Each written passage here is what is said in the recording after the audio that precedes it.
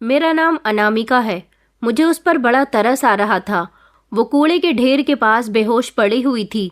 ये तो अच्छा हुआ कि मैं सही समय पर वहां से गुजर रही थी। मैंने उसे जगाने की कोशिश की। वो मासूम 12 साल की बच्ची थी। गंदे से कपड़े और चेहरा भी गंदगी से भरा हुआ था। पैरों में टूटी हुई चप्पल पहने हुए थी। न जाने किसकी बेटी थी और कहाँ से आई थी। मैंने उसे होश में लाने की कोशिश की, लेकिन जब मैंने उसे ज्यादा हिलाया तो वो जाग गई थी और होश में आ गई थी और मुझे ध्यान से देख रही थी।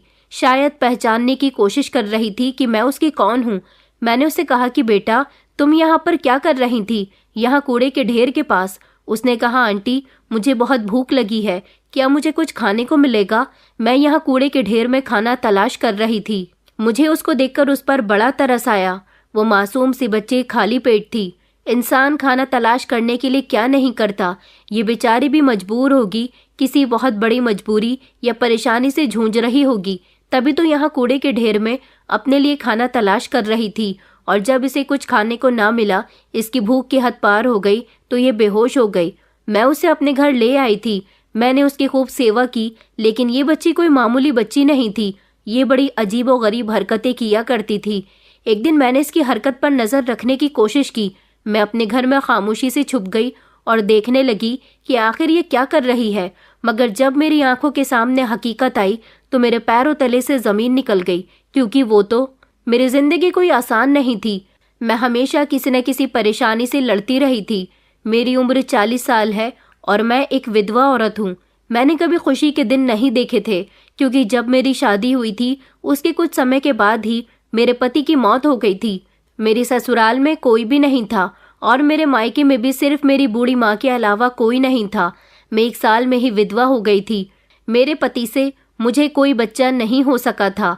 मेरी माँ ने कहा भी था कि बेटा, तुम दूसरी शादी कर लो, लेकिन फिर उसके बाद मैंने दूसरी शादी नहीं की, क्योंकि मैं अपनी माँ की सेवा करना चाहती थी। वो बीमार थी, बूढ़ी थी। क्योंकि अपने पति के मरने के बाद मैंने जान लिया था कि अकेले इंसान की जिंदगी कुछ नहीं होती। इसलिए मैं अपनी माँ को अकेले छोड़कर नहीं जाना चाहती थी। जब तक वो जिंदा थी उनकी सेवा करना चाहती थी। एक समय ऐसा आया जब मेरी माँ भी मुझे अकेला छोड़कर चली गई और फिर मैं अपनी माँ के घर में ही हमेशा हमेशा के लिए रहने लगी। मेरा पति एक बहुत ही गरीब आदमी था जो मुझे शादी करके किराए के घर में ले गया था। अपने पति के मरने के बाद मेरे पास कोई दूसरा सहारा नहीं रहा था, इसलिए मैं अपनी माँ के पास वापस लौट आई थी। और उसके बाद मैं अपना बड़ी मुश्किल से गुजारा कर रही थी, क्योंकि माँ भी इस दुनिया से चली गई थी। मैं पहले लोगों के घरों में झाड़ू बर्तन का काम किया करती थी और माँ के मरने के बाद अपना गुजारा करने के लिए भी मैंने यही काम किया था। लोग मुझसे कहते थे कि तुम अपना अकेलापन दूर करने के लिए दूसरी शादी कर लो, किसी ऐसे मर्द से शादी कर लो जिसे तुम्हारी ज़रूरत हो। लेकिन मैं अपने आप को जिम्मेदारियों में बांधना नहीं चाहती थी। अगर मेरे पति से मुझे कोई औलाद होती तो मैं उसके सहारे खुश रहती, उसकी परवरिश करती, उसका ख्याल रखती। लेकिन मुझे लगता था कि मेरे भाग्य में शायद पति का सुख, ससुराल वालों का सुख और औलाद का सुख है ही नहीं, क्योंकि मुझे मेरी माँ के अलावा किसी रिश्ते से प्यार नहीं मिला था। मेरा कोई भाई बहन भी नहीं था। पिता भी तब इस दुनिया से चले गए थे जब मैं 12 साल की थी। मेरी माँ ने भी अकेले जिंदगी गुजारी थी और मैं भी अकेले ही रहना चाहती थी। फिर मैं सोचती थी कि माँ के लिए तो मैं थी, लेकिन मेरे लिए तो कोई भी नहीं है। कुछ रिश्तेदार थे, उन्होंने भी मेरी तकलीफों को समझने की कोशिश नहीं की थी। मेरी माँ भी अकेली रही और मैं भी अकेली ही हो चुकी थी। गरीबी ने कभी मेरा दामन नहीं छोड़ा और किस्मत कभी मुझ पर मेहरबान नहीं हुई। ऐसा वक्त गुजरने के बाद मुझे एहसास हुआ था कि इस दुनिया में कोई किसी का नहीं होता। मैं जिन लोगों के घरों में काम करती थी वो भी मुझे सिर्फ अपने काम से ही याद किया करते थे। काम हो जाने के बाद मैं हर किसी को बोझ लगती थी। शुरू के तो दिनों में मैंने लोगों के घरों से खाना मांग कर खाया था, क्योंकि माँ की मौत का सदमा दिल को ऐसा लगा था कि काम के लिए हाथ पैर चलते ही नहीं थे। कोई मुझे खाना दे जाया करता, कोई मुझ पर एहसान कर दिया करता, तो कभी मैं खुद लोगों से खाना मांग लिया करती थी। वक्त गुजरता रहा और मैं जीती रही, लेकिन मुझे जीने का मतलब कभी समझ नहीं आया। मेरी जिंदगी में कोई कभी बड़ा ख्वाब तो नहीं था, क्योंकि शुरू से ही मेरे पास ना तो कोई सहारा था और ना ही कोई उम्मीद। मैंने बस इतना चाहा कि जितनी तकलीफ मुझे मिली है इतनी तकलीफ किसी और को ना मिले। मैं एक औरत थी और ये दुनिया औरतों के लिए आसान जगह नहीं है। मैंने अपनी इतनी उम्र में सड़कों पर सोते हुए बच्चों को देखा और भूख से बिलखते हुए बच्चों को देखा, जिनको देखकर हमेशा मुझे ऐसा लगता था कि ये बिल्कुल मेरी ही तरह अकेले हैं। शायद इसलिए जब मैंने उस 12 साल की बच्ची को एक दिन लोगों के आगे भीख मांगते हुए देखा था, मुझे उसको देखकर काफी तरस आया था, लेकिन फिर मैंने उसे नजरअंदाज कर दिया। किस्मत शायद मुझे उससे दोबारा मिलाना चाहती थी। शाम का समय था और सूरज ढलने लगा था और हल्की ठंडी हवा चल रही थी। मैं अपने काम से घर वापस लौट रही थी कि अचानक मेरी नज़र एक तरफ कूड़े के ढेर में पड़ी। ये वही 12 साल की बच्ची लेटी हुई थी जिसको मैंने भीख मांगते हुए देखा था। मगर जब मैंने उसे गौर से देखा तो मैं हैरान रह गई थी, क्योंकि वो बेहोश पड़ी हुई थी। वहां पर आने जाने वाले लोग उसे देखकर जा रहे थे, मगर कोई भी उसे उठाने की कोशिश नहीं कर रहा था। मेरा दिल उसके लिए तड़प उठा। मैं फौरन ही उसके पास बैठ गई। मैंने उसे जगाने की कोशिश की, उसे होश में लाने के लिए उसे हिलाने लगी। फिर किसी ने मुझे पानी लाकर दिया और कहा मैं पानी की छींटे उसके मुंह पर मारूं, तो उसने धीरे धीरे अपनी आंखें खोली थी। मैंने कहा कि बेटा, ये तुम्हें क्या हो गया है? वो कहने लगी कि भूख, मुझे बहुत तेज भूख लगी है। मैंने कहा बेटा, तुम्हें भूख लगी है तो तुमने खाया क्यों नहीं खाना? वो कहने लगी मैं यहाँ कूड़े के ढेर में खाना तलाश कर रही थी और अचानक मुझे चक्कर आ गए, इसीलिए मैं बेहोश हो गई। वो बच्ची अभी भी बड़ी कमजोरी की हालत में थी। वहां पर कोई भी उसे अपने साथ ले जाने के लिए तैयार नहीं था। मुझे उससे हमदर्दी हुई। मैं तो खुद गरीब थी, मगर मैंने सोचा कि अगर जिंदगी मुझे कुछ नहीं दे सकती तो शायद मैं किसी की जिंदगी बदल सकती हूँ। मैंने उसे अपने साथ लिया, शायद ये सोचकर कि मैं उसका भाग्य बदल सकती हूँ। मगर मैं ये नहीं जानती थी कि ये फैसला मेरी अपनी तकदीर बदलने वाला था। वो बच्ची मेरी जिंदगी में सिर्फ पनाह लेने नहीं आई थी, मेरे आने वाले कल का एक ऐसा दरवाजा खोलने वाली थी जिसे खोलने की हिम्मत तो मैंने भी कभी नहीं की थी। मैं उसे अपने साथ घर ले आई थी। उसके बाल उलझे हुए थे, शरीर पर ढेर सारी मिट्टी लगी हुई थी, कपड़े भी गंदे हो रहे थे, उसका चेहरा पीला हो रहा था। उसकी हालत देखकर मेरा दिल धड़क रहा था। मैंने उसके आगे खाना रख दिया था और कहा कि बेटा, अब तुम यहाँ बैठकर आराम से खाना खाओ। उसने गौर से खाने को देखा, फिर अचानक खाने की प्लेट को दूर कर दिया। पता नहीं उसे क्या हुआ कि उसने खाना खाने से इनकार कर दिया और कहने लगी मैं यहाँ से जाना चाहती हूँ, मुझे जाना है। मैंने जल्दी से उसका हाथ पकड़ा और कहा कि बेटा, ये तुम क्या कह रही हो? खाना तुम्हारे सामने रखा हुआ है, आराम से खाना खाओ, तुम डरो नहीं, मैं तुम्हें कुछ नहीं कहूंगी। मैंने उससे कहा क्या तुम्हारा इस दुनिया में कोई नहीं है? उसने गर्दन हिलाकर कहा कि नहीं। मुझे समझ नहीं आया कि मैं क्या करूं, इसे अपने साथ रखूं या नहीं, क्योंकि पहले ही मेरे पास ज्यादा पैसे नहीं रहते थे। वो जाने को कह रही थी, लेकिन मैं उसे ऐसे कैसे जाने दे सकती थी? वो मेरे साथ घर में रहने पर झिझक रही थी और ना ही खाना खा रही थी। इस बच्ची को देखकर मुझे अजीब महसूस हो रहा था। ऐसा लग रहा था जैसे कुछ भी ठीक नहीं है। ये लड़की बहुत डरी हुई थी। इसकी हरकत मामूली लड़कियों की जैसी नहीं थी। मेरे जिद करने पर उसने प्लेट की तरफ देखा और बिना चम्मच के खाना खाने लगी। मैंने उसे टोका नहीं, शायद वो कई दिनों से भूखी थी। वो खाना खाते खाते बार बार दरवाजे की तरफ देख रही थी। खाना खाने के बाद मैंने उससे कहा कि बेटा नहा लो, तुम थक गई होगी, मैं तुम्हारे लिए कपड़े निकाल देती हूँ। वो मेरी बात सुनकर कुछ समय के लिए खामोश रही, फिर धीरे से कहने लगी कि मुझे बाथरूम जाना है।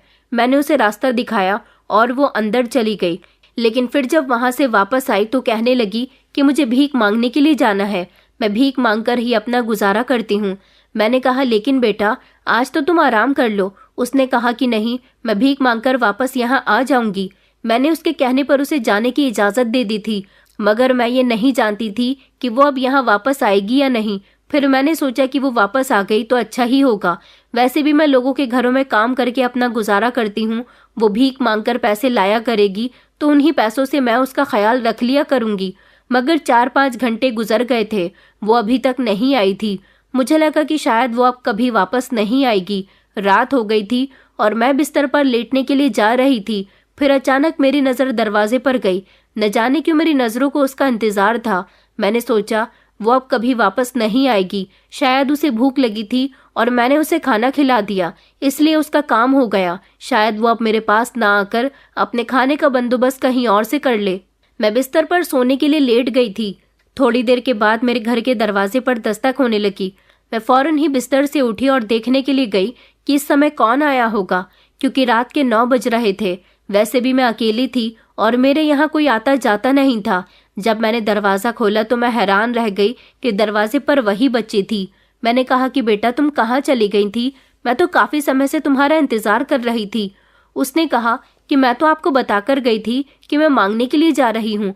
मुझे खुशी हुई, मैंने सोचा कि मांगकर जो ये पैसे लेकर आई है वो पैसे ये मुझे रखने के लिए तो ज़रूर देगी, मगर मैं तो हैरान रह गई थी कि उसके दोनों हाथ खाली थे।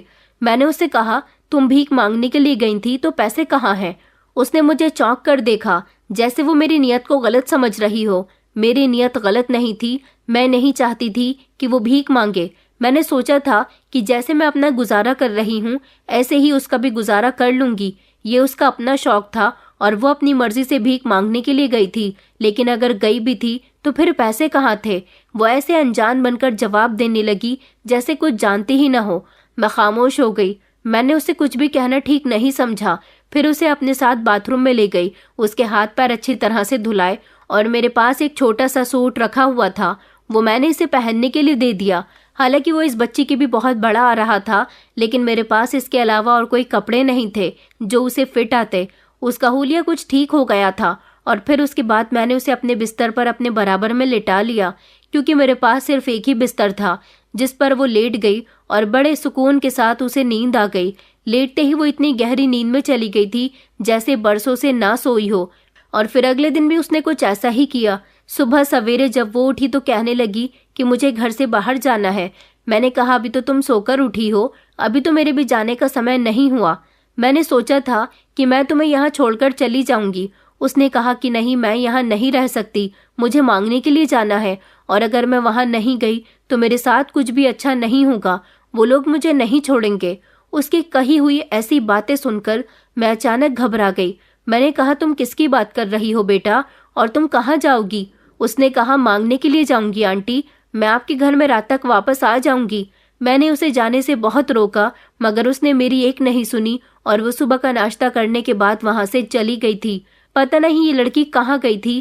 कह रही थी कि भीख मांगने जा रही हूँ। मुझे लगा कि आज तो वो जरूर पैसे लेकर आएगी, मगर फिर मुझे याद आया कि वो कुछ लोगों के बारे में बात कर रही थी। वो कौन लोग थे कि किसी ने उस पर भीख मांगने के लिए दबाव बनाया हुआ था, या फिर कोई और बात थी, या फिर उसका परिवार था। वो अपने परिवार से मिलने जाती हो और सोच रही हो कि मेरी भी शराफत का फायदा उठा ले, मेरे घर में पनाह ले ले, मेरे घर का खाना खाए। पता नहीं क्या बात है।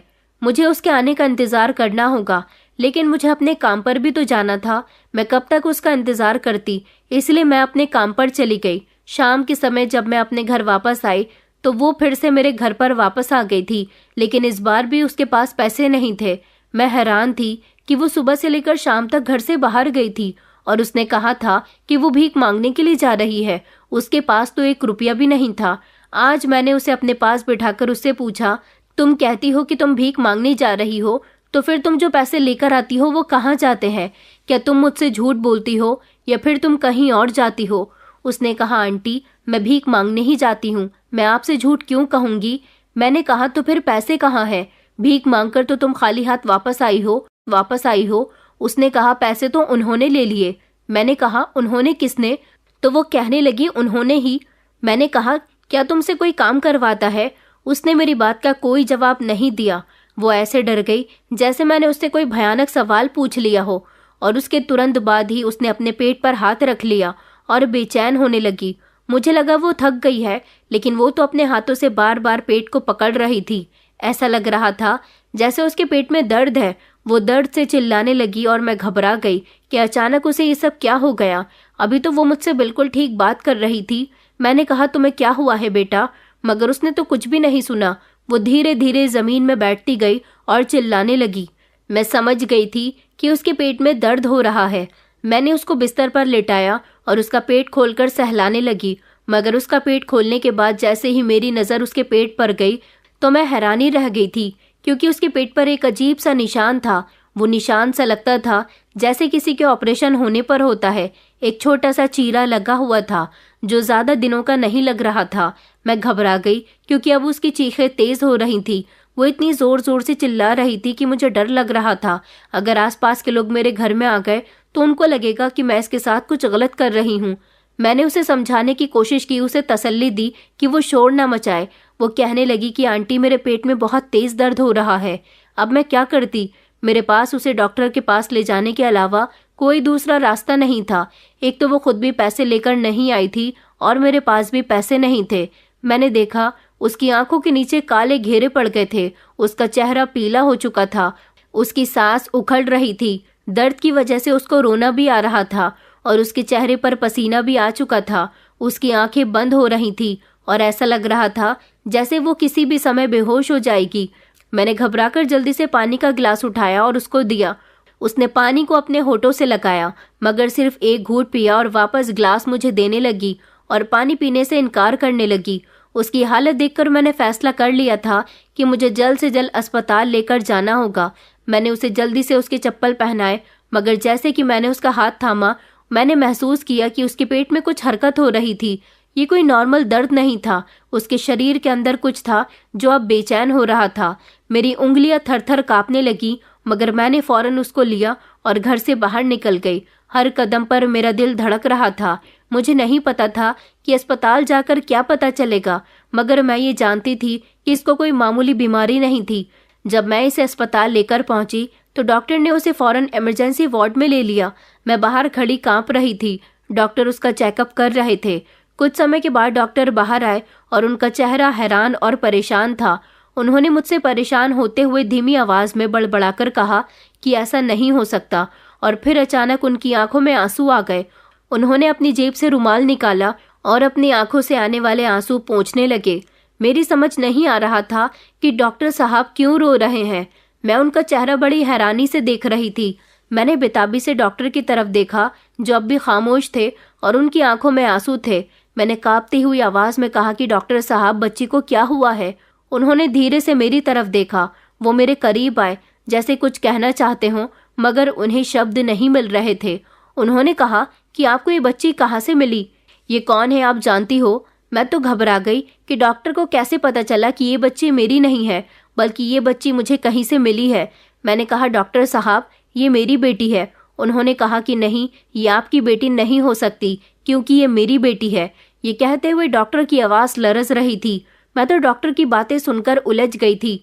डॉक्टर ने कहा, ये कोई मामूली बच्ची नहीं है। मैंने इसका अल्ट्रासाउंड किया है, मगर अल्ट्रासाउंड में जो हमने देखा वो समझ से बाहर है। डॉक्टर की बात सुनकर मेरे शरीर में सनसनी दौड़ गई थी। मैंने कहा, क्या मतलब डॉक्टर साहब? उन्होंने रिपोर्ट मेरे हाथ में पकड़ाते हुए कहा कि इसे देखिए, आपको सब कुछ पता चल जाएगा। लेकिन डॉक्टर साहब, मैं पढ़ी लिखी नहीं हूँ, आप मुझे बताइए कि क्या बात है। उन्होंने कहा कि इस बच्ची के पेट में GPS ट्रैकर लगाया गया है। मैंने चौंक कर कहा कि क्या? उन्होंने कहा कि हाँ, ये मेरी बेटी है जो 4 साल पहले किडनैप हो गई थी। स्कूल गई हुई थी, लेकिन जब मैं उसे स्कूल लेने पहुंचा तो वो वहां पर नहीं थी। हर तरफ उसे तलाश कर लिया गया था।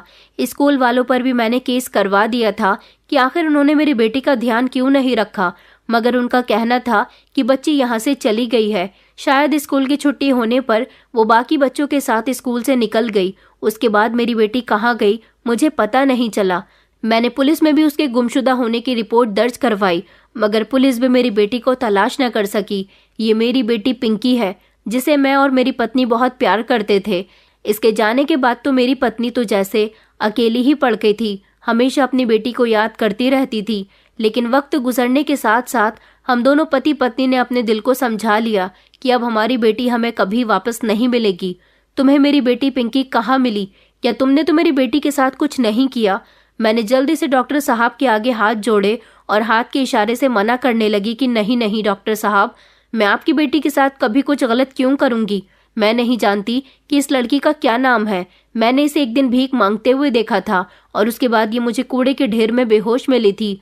मैंने देखा कि ये भूख से बिलख रही थी। मैं इसे अपने घर ले आई, इसका ख्याल रखने लगी, मगर ये तो सुबह के समय घर से निकल जाती है और कहती है कि भीख मांगने के लिए जा रही हूँ। अगर नहीं गई तो वो लोग मुझे नहीं छोड़ेंगे।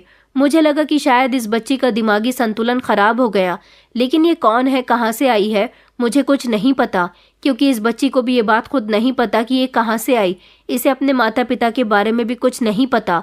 मैं इससे कोई भी सवाल करती तो ये खामोश हो जाती, डर जाती। मगर आज इसके पेट में बहुत तेज दर्द हो रहा था, इसलिए मुझे इसे फौरन अस्पताल लेकर आना पड़ा। आप ही बताइए, मैं गरीब औरत हूँ, अगर मैं इस बच्चे को किडनैप करती तो इस तरह आपके पास उसका इलाज करवाने के लिए लेकर नहीं आती। डॉक्टर ने अपने हाथ बांधते हुए कहा कि पिंकी के साथ जरूर कुछ बहुत बुरा हुआ है। उसके पेट में चीरा लगाकर उसके पेट के अंदर एक जीपीएस ट्रैकर लगाया गया, जो इस अल्ट्रासाउंड रिपोर्ट में साफ साफ दिखाई दे रहा है, और इसी के रिएक्शन की वजह से उसके पेट में दर्द हो रहा था। ये जीपीएस ट्रैकर तब लगाया जाता है जब हमें किसी की लोकेशन का पता करना हो। इसका मतलब ये है कि कोई मेरी बेटी का पीछा कर रहा है, उस पर नजर रखे हुए है। आखिर इस मासूम सी बच्ची के साथ ये दरिंदगी कौन कर सकता है? ऊपर वाले का शुक्र है कि मेरी बेटी मेरे पास आ गई। मुझे नहीं पता था कि पिंकी मुझे इस तरह भी मिल जाएगी। आज जब तुम पिंकी को अस्पताल लेकर आई और उसका चेकअप करते समय जब मैंने उसका चेहरा देखा तो मैं हैरान रह गया था। पिंकी बेहोश है। हमें उसकी सर्जरी करके ये जीपीएस ट्रैकर निकालना होगा, लेकिन जिन लोगों ने ये ट्रैकर उसके पेट में लगाया है, अब तक उन लोगों को ये पता चल गया होगा कि मेरी बेटी यहाँ अस्पताल में मौजूद है। जिस तरह तुम बता रही हो कि मेरी बेटी भीख मांगने के लिए जाया करती थी, उस हिसाब से जरूर ये काम किसी बहुत बड़े गिरोह का लगता है, जिन्होंने बच्चों को अगवा करके उनसे भीख मंगवाने का काम किया होगा, जिसमें सिर्फ मेरी बेटी ही नहीं बल्कि और भी बहुत सारे बच्चे होंगे। क्योंकि अक्सर देखा जाता है कि हर दूसरे तीसरे दिन 7% बच्चे गायब होते हैं, उनको किडनैप किया जाता है। कुछ जिंदा बच जाते हैं, कुछ का इस्तेमाल किया जाता है, तो कुछ को जान से मार दिया जाता है। मगर मेरी बेटी की किस्मत अच्छी थी कि आज तुम्हारे जरिए मेरी बेटी मुझे वापस मिल गई। मैं तुम्हारा एहसान कभी नहीं भूल सकूंगा। डॉक्टर साहब को तो मैंने पूरी बात बता दी थी, लेकिन फिर मुझे याद आया कि एक और अजीब बात थी। वो ये थी कि उनकी बेटी भीख मांगने तो जरूर जाती थी, और रात को जब घर वापस आती थी तो उसके पास पैसे नहीं होते थे, वो खाली हाथ आया करती थी। ये एक हैरान कर देने वाली बात थी कि अगर वो भीख मांगने जा रही थी तो उसके पास कुछ तो पैसे होंगे। डॉक्टर साहब ने कहा कि मुझे अपनी बेटी को जल्द से जल्द ठीक करना है। उसकी दिमागी हालत भी ठीक नहीं है और वो शारीरिक कमजोरी से गुजर रही है। डॉक्टर साहब ने कहा कि ये कोई मामूली केस नहीं है। इस बारे में वो पुलिस को बताना चाहते थे, लेकिन उनकी अपनी बेटी का मैटर था, इसीलिए उन्होंने समझदारी से काम लेना बेहतर समझा। फिर डॉक्टर साहब मुझे पिंकी के पास लेकर चले गए। उन्होंने मुझे उसका लाइव अल्ट्रासाउंड करके स्क्रीन पर वो ट्रैकर उसके पेट में दिखाया, जिसे देखकर मैं हैरान रह गई थी कि क्या लोग टेक्नोलॉजी का गलत इस्तेमाल भी करते हैं। उन लोगों को तरस नहीं आया इस मासूम सी बच्ची के साथ ऐसा करने का। डॉक्टर साहब ने कहा कि हमें जल्द से जल्द इस ट्रैकर को पिंकी के पेट से निकालना होगा। डॉक्टर साहब की बातें सुनकर मेरे अंदर एक तूफान मच गया था। ये कैसे मुमकिन था, और कुदरत का करिश्मा कि आज पूरे 4 साल बाद ऐसी हालत में पिंकी अपने पिता के पास आ गई थी, लेकिन उसे ये नहीं पता था कि वो अपने पिता के पास आ चुकी है। मुझे तो इस चमत्कार पर यकीन ही नहीं आ रहा था। डॉक्टर ने भी कहा कि मेरी बेटी वापस आ गई है, मेरे लिए सबसे बड़ी बात है, वरना मैं तो समझता था कि मेरी बेटी न जाने कहाँ होगी और जिंदा भी होगी या नहीं। डॉक्टर के शब्दों में ऐसा दर्द था कि मैं कुछ समय के लिए सब कुछ भूल गई थी, मगर एक खौफनाक हकीकत ने मुझे झंझोड़ दिया था। अगर पिंकी उनकी बेटी थी तो फिर वो इतने साल कहाँ थी? उसके साथ ये सब कुछ किसने किया? या फिर डॉक्टर साहब बिल्कुल सही कह रहे थे कि बच्चे किडनैप करने वाले गिरोह ने ही ऐसा किया होगा? अब ये बात कितनी सही थी और कितनी गलत थी, ये तो हमें पिंकी ही बता सकती थी, क्योंकि अब वो अपने पिता के पास आ गई थी। डॉक्टर साहब ने अपनी बेटी को प्यार किया। इतने सालों बाद अपनी बेटी को अपनी आंखों के सामने देखकर उन्हें यकीन नहीं हो रहा था। फिर डॉक्टर ने मेरी तरफ देखा, उनकी आंखों में एक अजीब सी रोशनी थी। उन्होंने कहा कि मैंने अपनी बेटी को हर तरफ तलाश किया, मगर जैसे वो जमीन में समा गई हो। फिर उसके बाद उन्होंने ऑपरेशन की सारी तैयारी की और अपनी ही बेटी का ऑपरेशन करने लगे ताकि ये ट्रैकर निकाल सकें। कुछ समय के बाद पिंकी बेजान हालत में पड़ी हुई थी। मैं पिंकी के लिए प्रार्थना कर रही थी कि ये बच्ची पूरी तरह से ठीक हो जाए। अस्पताल के खामोश कमरे में पिंकी बेहोश पड़ी हुई थी। ट्रैकर उसके शरीर से निकाल दिया गया था। अब कोशिश थी पिंकी को ठीक करने की। डॉक्टर साहब अपनी बेटी के ही बराबर में कुर्सी डालकर बैठे हुए थे और मैं दरवाजे पर खड़ी थी। हम लोग इंतजार कर रहे थे कि कब पिंकी होश में आएगी। डॉक्टर साहब ने मुझसे कहा था कि तुम यहाँ से वापस मत जाना, मेरी बेटी को तुम यहाँ लेकर आई हो, इसलिए जब तक वो होश में नहीं आ जाती तुम्हें यहीं रुकना होगा। तभी थोड़ी देर के बाद पिंकी का शरीर हरकत करने लगा। उसके माथे पर पसीना आ गया। वो बेहोशी की हालत में बोल रही थी और ना जाने क्या बोल रही थी। हमारी तो कुछ समझ नहीं आया, लेकिन डॉक्टर साहब ने उसके बालों को सहलाते हुए कहा कि बेटा क्या हुआ है तुम्हें? वो कह रही थी कि मुझे वहाँ नहीं जाना, मुझे भीख नहीं मांगनी, लोग मुझे डांटते हैं, मारते हैं, वहाँ मुझे भूखा रहना पड़ता है, सारा दिन थक जाती हूँ और वो लोग मुझसे सारे पैसे भी ले लेते हैं। पिंकी के शब्द मामूली नहीं थे। उसके पिता ने कहा कि बेटा आंखें खोलो। वो धीरे धीरे होश में आने लगी। उसकी सांसें चल रही थी। ऐसा लग रहा था जैसे वो किसी भयानक सपने से जागी हो। मैं भी उसके पास ही चली गई थी। उसने जोर से कहा कि माँ, मुझे लेने आ जाओ। उसने कमजोर आवाज में कहा और मेरा हाथ मजबूती से पकड़ लिया। मैंने हैरानी से डॉक्टर की तरफ देखा। डॉक्टर ने कहा कि मुझे लगता है कि पिंकी को धीरे धीरे सब कुछ याद आ रहा है, मगर हम नहीं जानते थे कि यादें किस हद तक खतरनाक होती हैं। उसकी आंखों में अभी भी डर था, जैसे उसका बीता हुआ समय बहुत ही खतरनाक हो। ये कोई मामूली सा किडनैपिंग केस नहीं था, बल्कि कुछ और था जो अभी पूरी तरह से सामने नहीं आया था। और जब हकीकत सामने आएगी तब हम सबके लिए सब कुछ बदल चुका होगा। पिंकी जब होश में आ गई तो उसकी आंखों में अभी भी वही डर था, जैसे कोई उसे पुकारने की कोशिश कर रहा हो। डॉक्टर ने उसका चेकअप किया और मैंने पानी का गिलास उसके होठों से लगाया, मगर वो कुछ भी बोलने के लिए तैयार नहीं थी। मैंने कहा कि बेटा, क्या तुम्हें याद है कि तुम कहाँ थी? वो एक गहरी सोच में चली गई, जैसे कुछ सोचने की कोशिश कर रही हो, मगर उसे शब्द नहीं मिल रहे थे। डॉक्टर ने गहरी सांस ली और कहा, हमें पिंकी को यहाँ से निकालना होगा। पिंकी की याददाश्त खुद ब खुद आ जाएगी। पिंकी सुबह से अस्पताल में मौजूद है और जिन लोगों ने इसके शरीर में ट्रैकर लगाया है, अगर उन्हें पता चल गया कि उसकी लोकेशन यहाँ की आ रही है तो वो ज़रूर पिंकी को यहाँ तलाश करने के लिए आएंगे। पिंकी के शरीर से ट्रैकर तो निकाल दिया गया था, लेकिन वो अभी भी अस्पताल में मौजूद था। इसलिए डॉक्टर साहब ने पिंकी को दूसरे अस्पताल में रेफर कर दिया, जहां उसका ठीक तरीके से इलाज किया जाए, और खुद भी मुझे वहां लेकर चले गए। वहां पिंकी का इलाज शुरू हो गया। डॉक्टर साहब ने पुलिस को फ़ोन करके सब कुछ बता दिया था और उन्हें उम्मीद थी कि पिंकी के आरोपी उसकी तलाश करते हुए अस्पताल तक ज़रूर पहुंचेंगे। मुझे यहाँ अस्पताल में आए हुए काफ़ी समय गुजर गया था। उधर अस्पताल में पिंकी का इलाज चल रहा था और इधर मैं जब अपने घर आई तो मेरे पैरों तले से ज़मीन निकल गई, क्योंकि मेरे घर का ताला टूटा हुआ था। ऐसा लग रहा था जैसे मेरे घर में तलाशी ली गई है। साथ ही मेरे घर में मुझे एक खत भी पड़ा हुआ मिला, जिसमें लिखा हुआ था कि हम जानते हैं कि बच्ची तुम्हारे पास है, हमें बच्ची वापस कर दो, वरना तुम्हें बहुत नुकसान उठाना पड़ेगा। ये खत पढ़कर तो मैं घबरा गई थी। मुझे ये सब कुछ फौरन डॉक्टर साहब को बताना होगा। मैं वापस अस्पताल जाने के लिए घर से निकलने वाली थी, जब थोड़ी दूरी पर जाकर मुझे ऐसा महसूस हुआ जैसे कोई मेरा पीछा कर रहा है। मैंने पीछे पलटकर देखने की कोशिश की, मगर मुझे कोई नजर नहीं आया। मैं बस लगातार चलती गई। मुझे बहुत डर लग रहा था, लेकिन अचानक एक तेज रफ्तार गाड़ी आई। वो मेरे बराबर में आकर रुकी और मेरे मुंह पर हाथ रखकर किसी ने मुझे गाड़ी के अंदर खींच लिया। मैं चीखने चिल्लाने की कोशिश कर रही थी, मगर मेरा मुंह बंद था। मैं कोई हरकत नहीं कर पा रही थी। वो लोग मुझे गाड़ी में बिठाकर तेज रफ्तार के साथ गाड़ी चला रहे थे। गाड़ी में 2 नकाबपोश आदमी थे, जिनमें से एक गाड़ी चला रहा था और दूसरे ने मुझे मजबूती से पकड़ा हुआ था। पता नहीं ये लोग मुझे कहाँ लेकर जा रहे थे। फिर कुछ दूरी पर आने के बाद ये लोग मुझे खंडर जैसी जगह पर ले आए थे, जहाँ पर चारों तरफ धूल मिट्टी थी और एक कोने में एक छोटा सा कमरा बना हुआ था। कमरे के दरवाजे को मकड़ी के जाले ने घेर रखा था। उन्होंने दरवाज़ा खोला तो उसके बाद मुझे कमरे के अंदर ले गए। मैंने कहा कि तुम लोग कौन हो और मेरे साथ ये सब कुछ क्यों कर रहे हो? उन्होंने अंदर ले जाने के बाद मुझे एक कुर्सी से बांध दिया। मैं चिल्ला रही थी कि मुझे छोड़ दो, मगर यहाँ मेरी सुनने वाला कोई भी नहीं था। उन्होंने कहा कि हम तुम्हें छोड़ देते, लेकिन तुमने हमारी बच्ची को गायब कर लिया। बताओ कि वो बच्ची कहाँ है, क्योंकि हम तुम्हारे घर में तलाशी करने के लिए आए थे और तुम्हें खुद भी देख कर गए थे। हमें पता है कि वो बच्ची तुम्हारे पास आ गई थी। हमें लगा कि तुम तो खुद गरीब औरत हो, तुम उसको कोई नुकसान नहीं पहुंचाओगी, मगर तुम उसे कहाँ छोड़कर आई हो, क्योंकि उसकी लोकेशन हम ट्रैक नहीं कर पा रहे। मैं समझ गई थी कि ये लोग वही हैं जिन्होंने पिंकी को किडनैप किया था, मगर इन लोगों को लगता है कि मैंने पिंकी को कहीं छुपा रखा है। इन लोगों का चेहरा मैं नहीं देख पा रही थी, क्योंकि इन्होंने अभी भी अपने चेहरे से नकाब नहीं हटाया था। इन्होंने मुझे अपने पास बंदी बना लिया और कहने लगे कि हमें बच्ची चाहिए, बताओ बच्ची कहाँ है? अगर तुमने हमें हमारी बच्ची वापस नहीं लौटाई तो हम तुम्हें जान से मार देंगे। मैंने इन लोगों के आगे हाथ जोड़े और रिक्वेस्ट की कि मुझे नहीं पता कि वो कहाँ गई।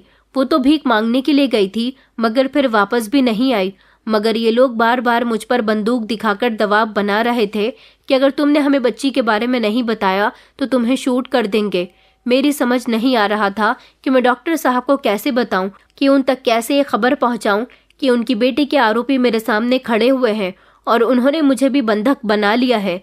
मैं इन लोगों से लगातार मना कर रही थी कि मैं पिंकी के बारे में कुछ नहीं जानती, मगर इनका कहना था कि सब में तुम्हारा ही हाथ है, तुमने ही उसे किडनैप किया और अब जब तक तुम हमें उसके बारे में नहीं बता देती हम तुम्हें नहीं छोड़ेंगे। मैं उनसे लगातार मना कर रही थी। उनका कहना था कि तुम उसे कहीं छोड़कर आई हो, क्योंकि उसकी आखिरी लोकेशन हॉस्पिटल की आ रही थी। हमारे आदमी हॉस्पिटल में चले गए और अब जल्द ही तुम्हारी सच्चाई के बारे में पता चल जाएगा।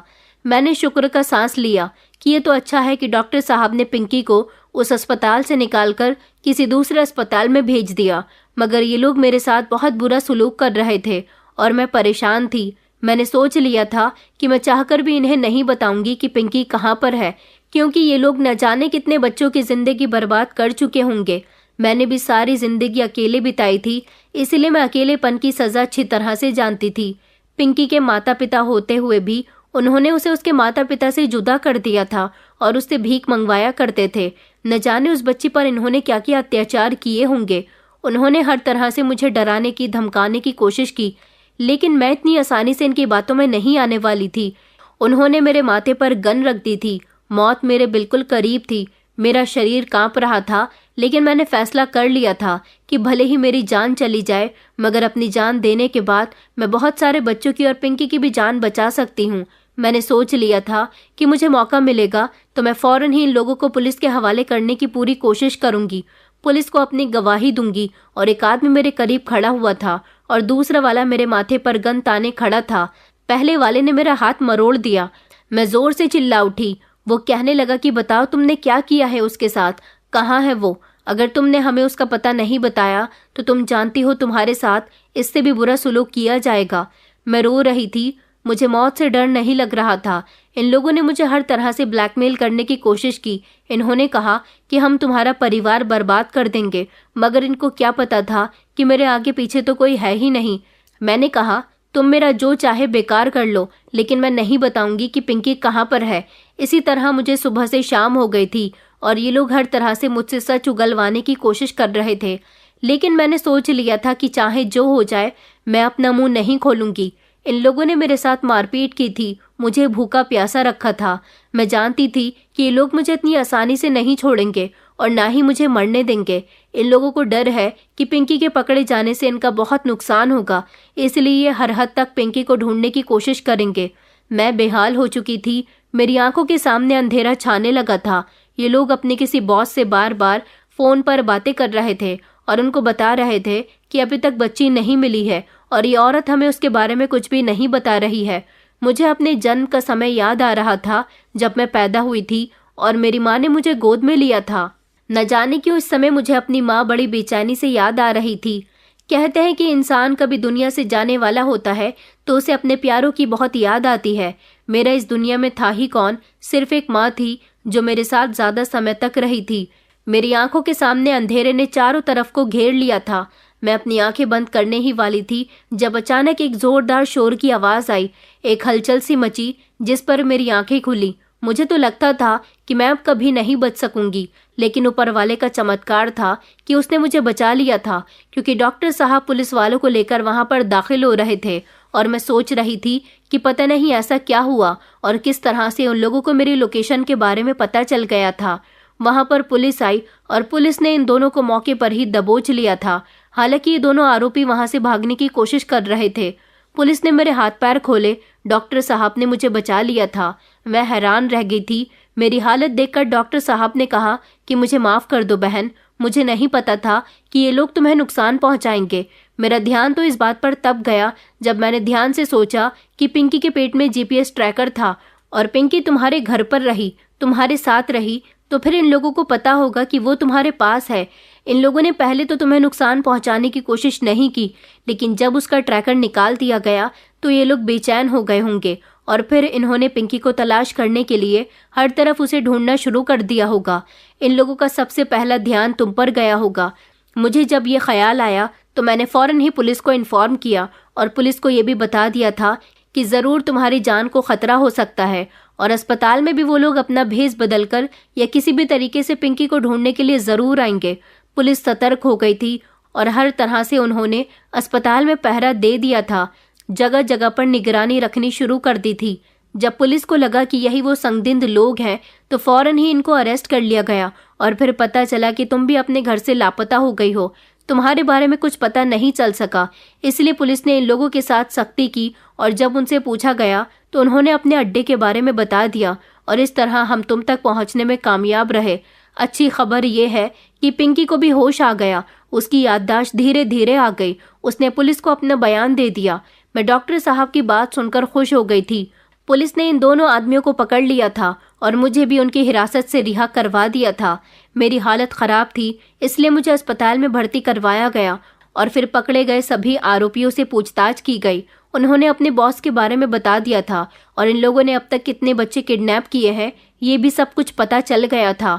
ये लोग बच्चों के साथ क्या करते थे ये सब कुछ भी पता चल गया था। ये लोग बच्चों को किडनैप करने के बाद उनसे भीख मंगवाया करते थे, और सारा दिन भीख मांगने की जितनी भी रकम आती थी वो लोग अपने पास रखते थे। बच्चे कहीं गायब न हो जाएं, पुलिस को जाकर सब कुछ बता न दें, अपने रिश्तेदारों के पास न चले जाएं, अपने घर वालों के पास न चले जाएं। इसीलिए उन्होंने बच्चों का ऑपरेशन करने के बाद उनके शरीर में जीपीएस ट्रैकर फिट कर दिया था, ताकि इन लोगों को बच्चों की लोकेशन मिलती रहे, और अगर इन्हें कहीं भी गड़बड़ का एहसास हो तो ये बच्चों को मौके पर पकड़ ले। पिंकी मेरे पास आ गई थी। ये लोग ये बात बहुत अच्छे से जानते थे, मगर जब इन्होंने मेरे बारे में पता लगाया तो इनको पता चला कि मैं एक बहुत गरीब औरत हूँ, और मैंने हमदर्दी में उसे अपने घर में जगह दी थी। उन्होंने सोचा कि मुझ जैसी गरीब औरत उनका क्या बिगाड़ सकती है।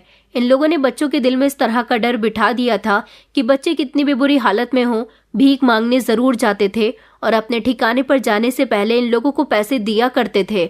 इन्होंने बच्चों को रखने के लिए भी एक जगह बनाई हुई थी जहां पर सारे बच्चे रहते थे, और फिर उनके साथ मारपीट की जाती थी। जो बच्चा भीख मांगने पर इनकार करता या फिर अपने घर वालों को याद करके रोता तो उसे बुरी तरह से मारा जाता था, उसे डराया धमकाया जाता था ताकि वो भीख मांगने पर मजबूर हो जाए। जब इस केस का खुलासा हुआ तो पता चला कि एक बहुत ही बड़ा गैंग है जिसने कई सालों से बच्चों को किडनैप करने का धंधा बनाया हुआ है और बच्चों से भीख मंगवाकर अपना गुजारा करते हैं। उनके बॉस को भी पकड़ लिया गया था और जो बच्चे थे उन सारे बच्चों को रिहा करवा दिया गया था। कुदरत यही चाहती थी कि पिंकी मेरे पास आ जाए, उसके बाद ही इनके गैंग का पर्दाफाश हो। पिंकी को होश आ गया था, उसकी याददाश्त वापस आ गई थी, उसके इलाज पर पूरा ध्यान दिया गया था।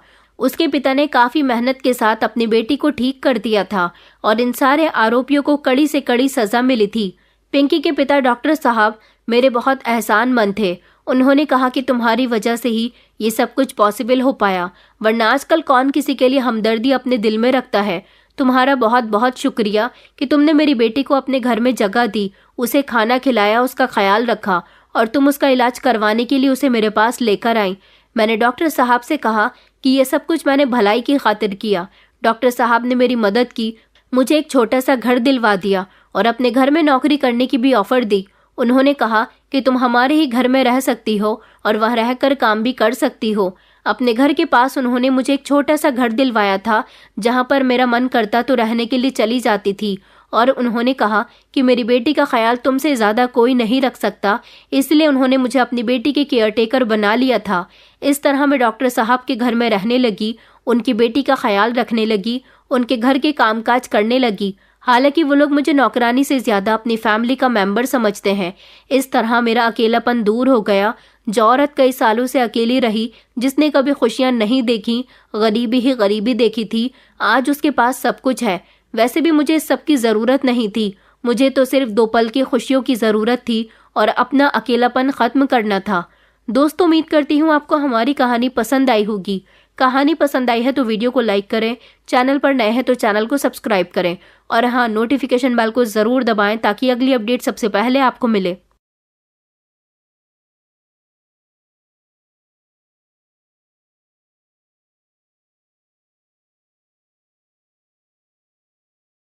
जब मैं वॉशरूम से नहाकर निकली तो मैं अपनी नाइटी वॉशरूम में ही भूल गई। कमरे में आते ही तुरंत वापस वॉशरूम की तरफ गई। यह देखकर हैरान हो गई कि मेरा देवर मेरी नाइटी हाथ में पकड़कर देख रहा था। यह देखते ही मैं शर्म से पानी पानी हो गई और तुरंत उसके हाथ से अपनी नाइटी छीनी और कमरे में आ गई। उसके बाद जब मैं किचन में खाना बना रही थी तो मेरा देवर मेरे करीब आकर खड़ा हो गया और कहने लगा, भाभी आपके जिस्म की महक तो बहुत अच्छी है। उस दिन आपकी नाइटी से भी बहुत अच्छी खुशबू आ रही थी। देवर की ऐसी बातें सुन सुनकर मैं तंग आ चुकी थी। एक रात मेरे शौहर ने फोन करके मुझे बताया कि आज वह देर से आएंगे। मैंने सोचा आज मौका अच्छा है। फिर जब सब घर वाले सो गए तो मैंने देवर के दरवाजे पर दस्तक दी। मुझे देखते ही देवर की आंखों में एक अजीब सी चमक आ गई। वह बोला, भाभी आप इस वक्त यहाँ? मैंने कहा हाँ, तुम्हारा भाई आज देर से आएगा इसलिए मुझे तुमसे एक जरूरी काम है। मैं कमरे में जा रही हूँ, अगर तुम्हारे पास समय हो तो आकर मेरी बात सुन लेना। यह कहकर मैं अपने कमरे में वापस आ गई। आधा घंटा गुजर गया था। मैं अपने कमरे में लेटी थी। मैंने पहले ही दरवाजा खुला छोड़ दिया था ताकि किसी को शक ना हो कि कोई मेरे कमरे में आया है। इतने में देवर ने हल्की सी दस्तक दी। मैंने कहा आ जाओ, दरवाजा खुला है। वह अंदर आकर मेरे पास बेड पर बैठ गया। उस वक्त मैंने नाइटी पहन रखी थी। देवर काफी देर तक मेरी ओर देखता रहा, फिर कहने लगा, भाभी आपको क्या बात करनी थी? मैंने उसे प्यार भरी निगाह से देखा और उठकर उसके बिल्कुल पास जाकर बैठ गई। मैंने उसके दोनों हाथ को पकड़कर अपने दोनों नमस्ते दोस्तों, आप सभी का स्वागत है मेरे चैनल सच्ची हिंदी कहानी में। मेरा नाम डिम्पल है और मेरी उम्र 23 साल की है। मेरी शादी अभी 1 साल पहले ही हुई है और मैं अपने पति, अपनी सास और अपने देवर मनीष के साथ रहती हूँ। मेरा देवर मेरी ही उम्र का है, लगभग 18 साल के करीब है। वह हमेशा मेरे आसपास रहता है। उसकी निगाहें मुझ पर इस तरह रहती है जैसे वह कुछ खास चीज ढूंढ रहा हो। एक दिन मुझे कहने लगा, भाभी मुझे आपसे एक काम है। उसकी आंखों में जो शातिर सी चमक थी वह साफ दिख रही थी कि वह कुछ ज्यादा ही चाह रहा है। मैं थोड़ी चौंकी और बोली, हाँ देवर जी कहो क्या काम है? मैं तुम्हारा हर काम करने के लिए तैयार हूँ। तुम तो मेरे छोटे भाइयों जैसे हो। मेरे शब्दों पर उसके चेहरे पर एक मुस्कान फैल गई। वह धीरे से बोला, भाभी मुझे शादी करनी है। मैंने कहा अच्छा, यह तो बहुत अच्छी बात है, मगर देवर जी शादी के लिए एक लड़की की जरूरत होती है। वह थोड़ी देर तक चुप रहा, फिर धीरे से बोला, भाभी इसीलिए तो मैं आपके पास आया हूँ। मैं तुरंत समझ गई थी कि वह क्या कहना चाहता था। उसने मुझसे कहा, भाभी मुझे आप जैसी लड़की से शादी करनी है।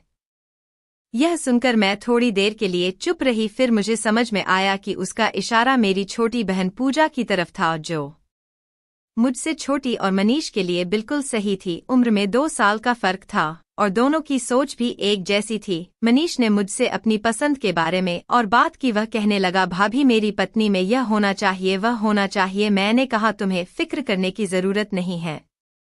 अगर तुम कहोगे तो मैं बिल्कुल ऐसी लड़की तुम्हें लाकर दूंगी। बस शादी करने के लिए हाँ बोल दो, बाकी सारी बातें मुझ पर छोड़ दो। मनीष खुश तो हुआ लेकिन उसकी आंखों में कुछ और ही सवाल थे। फिर वह कहने लगा, भाभी आपसे एक बात कहूँ, नाराज तो नहीं होंगी? मैंने कहा नहीं। तब देवर जी बोले, लेकिन मैं ऐसी लड़की से शादी करूंगा जो बिल्कुल आप जैसी हो। मैंने मुस्कुराते हुए कहा, हाँ मुझे पता है कि तुम्हें मेरी छोटी बहन पूजा पसंद है।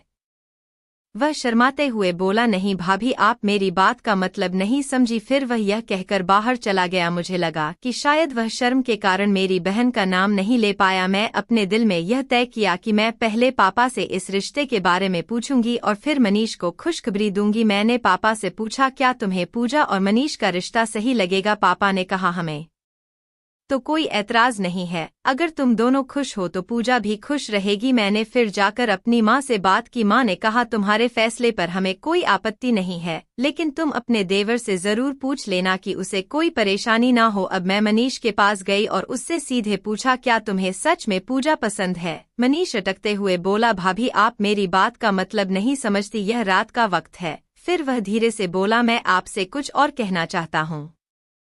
भाभी आप समझ नहीं रही है। दोस्तों थोड़ी देर तक बात करने के बाद मैं बोली, ठीक है देवर जी, रात में अच्छे से बात करेंगे। यह कहकर मैं अपने कमरे में वापस आ गई। मनीष ने मुझे पीछे से आकर आवाज दी, भाभी तुम कहाँ जा रही हो? उसकी आवाज में कुछ ऐसा था कि मुझे रुकना पड़। मैंने मुड़कर देखा, उसकी आंखों में कुछ अलग ही भाव थे जो मैं पहले कभी नहीं देख पाई थी। वह थोड़ा नर्वस था, लेकिन उसकी आंखों में एक चिंगारी थी, एक हल्की सी उम्मीद जो मुझे एक अजीब सा एहसास दे रही थी।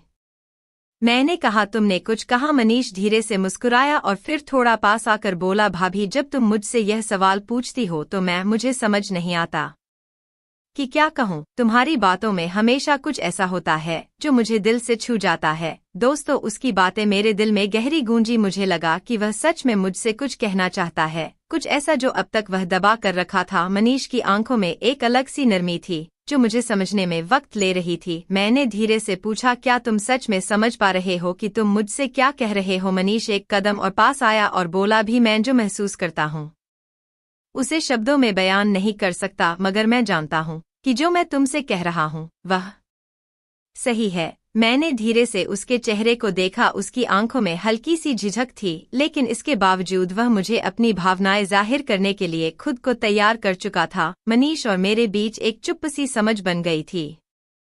क्या तुम मुझसे कुछ पूछना चाहते हो? मैंने नरमी से पूछा। मनीष की नजरें मुझसे हटकर कहीं दूर चली गई और वह धीरे से बोला, भाभी क्या तुम मुझसे कभी ऐसा कुछ उम्मीद करती हो? उसकी बातों ने मेरे दिल को हल्का सा धड़कने पर मजबूर कर दिया। मैंने उसे अपने पास बुलाया और उसकी आंखों में झांकते हुए कहा, मनीष मैं जानती हूँ कि तुम क्या महसूस कर रहे हो और मैं समझ सकती हूँ, मगर हमें यह समझना होगा कि रिश्तों में बहुत कुछ दायित्व भी होते हैं। दोस्तों, मनीष कुछ देर तक चुप रहा, फिर बोला, भाभी मैं जानता हूँ कि यह सब असंभव है, लेकिन मैं सिर्फ यही चाहता हूँ कि तुम मुझे समझो। मैंने हल्का सा मुस्कुराया और कहा, मनीष हम दोनों के बीच का रिश्ता बहुत खास है और इस रिश्ते की जो भी सीमाएं हैं हमें उनका सम्मान करना चाहिए। मनीष की आंखों में हल्का सा गुस्सा था, मगर साथ ही एक समझदारी भी जो मुझे उसकी परिपक्वता का एहसास दिला रही थी। वह धीरे से बोला, भाभी क्या हम कभी एक दूसरे को पूरी तरह से समझ सकेंगे? मैंने उसकी आंखों में देखकर कहा, मनीष हमारे बीच जो भी हो हमें हमेशा एक दूसरे का सम्मान और समझ बनाए रखना चाहिए, क्योंकि यही सबसे महत्वपूर्ण है।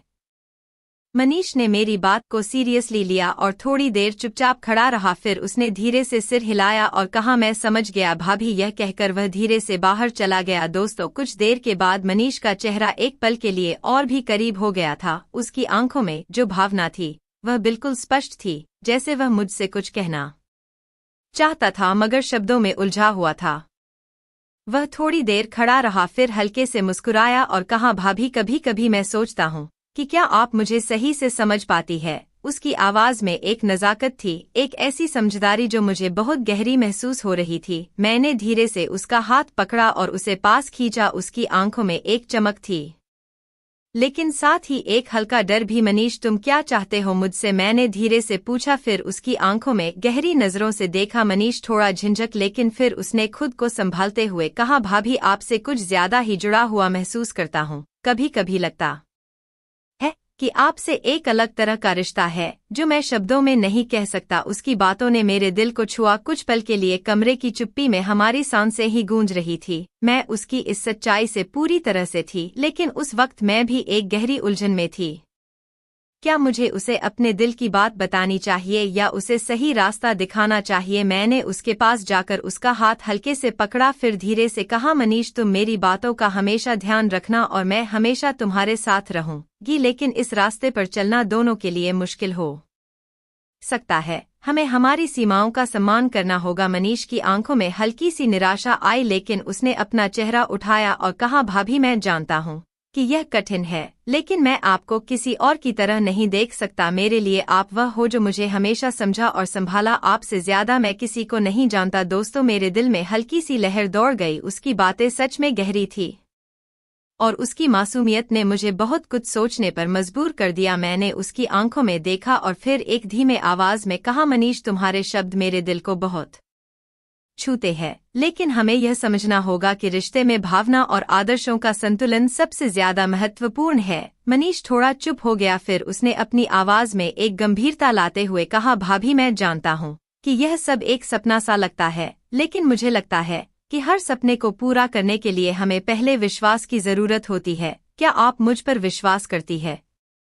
उसकी यह बात मेरे दिल को और भी करीब से छू गई। मैंने उसकी आंखों में देखा और फिर हल्का सा मुस्कुराया। मनीष मैं तुम पर विश्वास करती हूँ, लेकिन हम दोनों को यह समझना होगा कि हम किस रास्ते पर जा रहे हैं। उसके चेहरे पर एक संतोष की लहर दौड़ी। वह हल्की सी मुस्कान के साथ बोला, धन्यवाद भाभी, आपने मुझे इतना समझाया। यह कहकर वह धीरे से बाहर निकल गया और कमरे की चुप्पी में हमारी विचारों का गहरा संवाद चलता रहा। मनीष, तुम क्या चाहते हो मुझसे? मैंने धीरे से कहा और उसकी आंखों में एक गहरी तलाश देखी। उसकी बातों में जो चाहत थी वह मुझे दिल से महसूस हो रही थी, जैसे वह मुझसे कुछ बहुत खास कहना चाहता था, मगर शब्द नहीं मिल रहे थे। वह कुछ पल चुप रहा और फिर हल्की सी मुस्कान के साथ बोला, भाभी मैं जानता हूँ कि यह सब बहुत उलझन भरा है, लेकिन मैं आपको अपनी पूरी जिंदगी में महसूस किया गया सबसे खास इंसान मानता हूँ। आप जैसे है वैसा ही मुझे आपका साथ चाहिए। उसकी बातें मेरे दिल को छू गई। मैं उसके पास गई, धीरे से उसकी आंखों में देखी और फिर हल्की सी मुस्कान के साथ कहा, मनीष, यह जो तुम महसूस करते हो मैं उसे समझ सकती हूँ, लेकिन यह राह दोनों के लिए बहुत मुश्किल हो सकती है।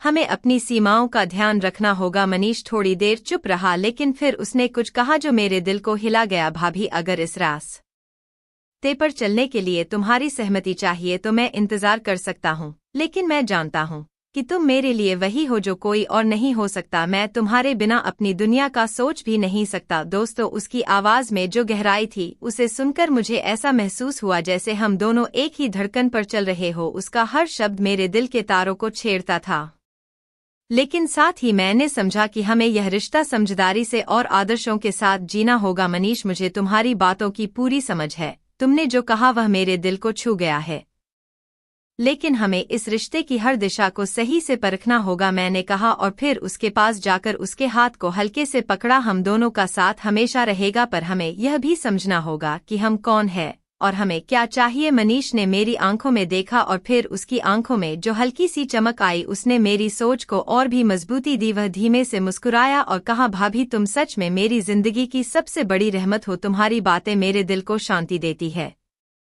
हम दोनों एक दूसरे की आंखों में खो गए थे, जैसे दुनिया बस हमारे आसपास ही रुक गई थी। कुछ पल के लिए हमें किसी और चीज की चिंता नहीं थी, सिर्फ एक दूसरे की मौजूदगी ही सबसे ज्यादा मायने रखती थी। मनीष ने मेरी ओर धीरे से झुकते हुए कहा, क्या तुम मुझे अपना विश्वास दे सकती हो? क्या तुम मुझे वह रास्ता दिखा सकती हो जिसे हम साथ में तय करें? मैंने उसकी बातों को सुना और उसकी आंखों में वह सच्चाई देखी जो हर शब्द से कहीं गहरी थी। मनीष, मैं हमेशा तुम्हारे साथ रहूंगी, लेकिन हमें सही रास्ते पर चलने का यकीन रखना होगा। वह मुझे मुस्कुराते हुए देख रहा था, जैसे उसे सब कुछ समझ में आ गया हो। धन्यवाद भाभी, आपने मुझे सही दिशा दिखाई। हम दोनों एक दूसरे के पास बैठे थे और उस पल को महसूस कर रहे थे जब भावनाओं की गहराई से कहीं ज्यादा एक दूसरे की समझ और विश्वास मायने रखता था। हमारी जिंदगी के इस मोड़ पर यह रिश्ता वही बन सकता था जो हम दोनों चाहते थे। दोस्तों, हमारी बातचीत जारी रही और मनीष के शब्द मेरे दिल में गूंजते रहे। मैंने गहरी सांस ली और कहा, मनीष, तुम जानते हो रिश्ते सिर्फ प्यार और आकर्षण से नहीं बनते, उन्हें भरोसे, समझ और सम्मान की आवश्यकता होती है। अगर हम दोनों एक दूसरे का सम्मान नहीं करेंगे तो यह रिश्ता सिर्फ भ्रम होगा। मनीष ने मेरी बातों को समझा और सिर झुकाया, फिर उसने धीरे से कहा, मैं समझता हूँ भाभी, और मुझे इस रिश्ते की सच्चाई और गहराई को सही से समझने का समय चाहिए। तुमने जो कहा वह बिल्कुल सही है। उसके शब्दों में एक सच्चाई थी और मैं महसूस कर सकती थी कि वह सच में मेरे विचारों और भावनाओं को समझने की कोशिश कर रहा था। उसने मेरी ओर देखा और उसकी आंखों में जो शांति थी वह मुझे एहसास दिलाती थी कि वह इस संबंध को गंभीरता से ले रहा था। मनीष, मैं जानती हूँ कि तुम अच्छे इंसान हो, लेकिन हमें यह सुनिश्चित करना होगा कि हम दोनों का रास्ता सही है, मैंने कहा। वह थोड़ा चुप रहा, फिर मुस्कुराते हुए बोला, भाभी, तुमसे बात करने से मुझे बहुत कुछ समझ में आया। मैं चाहता हूँ कि हम दोनों हमेशा एक दूसरे के साथ रहे, लेकिन सही तरीके से। मैं तुमसे कोई भी गलत नहीं करना चाहता हूँ। उसके शब्दों ने मुझे राहत दी। मुझे लगा कि वह समझ रहा है कि हम दोनों के बीच का रिश्ता क्या होना चाहिए। वह सिर्फ एक प्यारा सच्चा देवर था और इस रिश्ते में सम्मान और प्यार सबसे अहम थे। मैंने हल्के से उसका हाथ पकड़ते हुए कहा, हम दोनों का रिश्ता हमेशा यही रहेगा। मनीष, तुम्हारा भाई भाभी का रिश्ता ऐसा ही रहना चाहिए जहां दोनों का विश्वास और सम्मान कायम रहे। मनीष ने मेरी बातों को ध्यान से सुना और उसकी आंखों में एक गहरी शांति थी। वह जानता था कि यह रिश्ता एक नई दिशा में आगे बढ़ सकता है, लेकिन उसके लिए सबसे महत्वपूर्ण था एक दूसरे का सम्मान और विश्वास। तुम्हारी बातों ने मुझे सिखाया है कि एक रिश्ता सिर्फ प्यार से नहीं बल्कि समझदारी से भी चलता है। और यही वह रास्ता है जिसे मैं अपनाना चाहता हूँ। उसने कहा। हम दोनों एक दूसरे की आंखों में खोए हुए थे और उस पल में हम दोनों को एक दूसरे के बारे में और गहरी समझ मिल गई थी। मनीष ने मेरे हाथ को हल्के से पकड़ा और कहा, भाभी तुम्हारे बिना मेरी जिंदगी अधूरी होती है। तुम मेरी सबसे बड़ी गुरु हो। मेरे दिल में हल्की सी खुशी का एहसास हुआ। मैंने उसकी आंखों में देखा और कहा, मनीष तुम हमेशा मेरी तरह ही बने रहोगे और मैं हमेशा तुम्हारा साथ दूंगी, लेकिन याद रखना हम दोनों का रिश्ता हमेशा प्यार और सम्मान पर आधारित रहेगा। वह मुस्कुराया और फिर हम दोनों चुपचाप बैठ गए, जैसे हमारे बीच एक नई समझ और गहरी साझेदारी की शुरुआत हो चुकी थी। दोस्तों, मनीष ने मेरे शब्दों को ध्यान से सुना और फिर गहरी सांस ली। भाभी मुझे लगता है कि हम दोनों को यह समझना चाहिए कि हमारे रिश्ते का असल महत्व क्या है, मनीष ने धीरे से कहा और मैं समझ गई कि वह अपने विचारों को पूरी तरह से समझने की कोशिश कर रहा था। हमारा रिश्ता सिर्फ एक मजाक नहीं हो सकता, यह परिवार का एक बुनियादी हिस्सा है। तुम मेरे देवर हो और मैं तुम्हारी भाभी, यही हमारे बीच का असली रिश्ता है, मैंने कहा और उसकी आंखों में एक गहरी समझ की झलक देखी। मनीष थोड़ी देर चुप रहा, फिर उसने कहा, मैं जानता हूँ भाभी, और अब मुझे यह एहसास हुआ है कि मैं जो सोच रहा था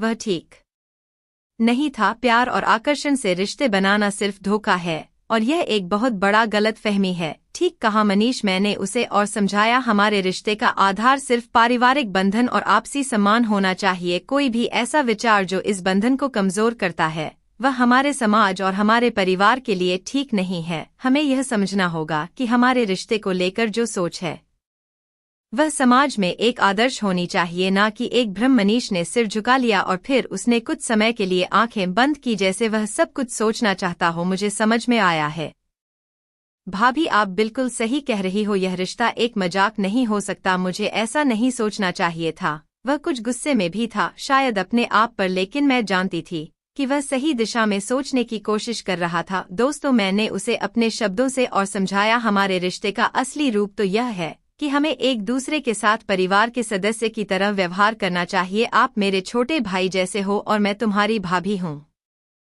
हम दोनों का रिश्ते को समझना और उसे संजीदगी से निभाना चाहिए। मनीष ने फिर एक गहरी सांस ली और कहा, मुझे अब पूरी तरह से समझ में आ गया है। मैं अपनी सोच को बदलूंगा और जो हुआ उसे भूलने की कोशिश करूंगा। भाभी मुझे माफ करना, मैंने अनजाने में आपको दुखी किया, यह कोई गलती नहीं थी। मनीष, मैंने कहा, कभी कभी लोग गलती से ऐसा सोच सकते हैं, लेकिन सबसे ज्यादा यह है कि हम अपनी गलतियों से सीखें और सही रास्ते पर चले। हमें एक दूसरे के रिश्ते को समझदारी और आदर से निभाना चाहिए।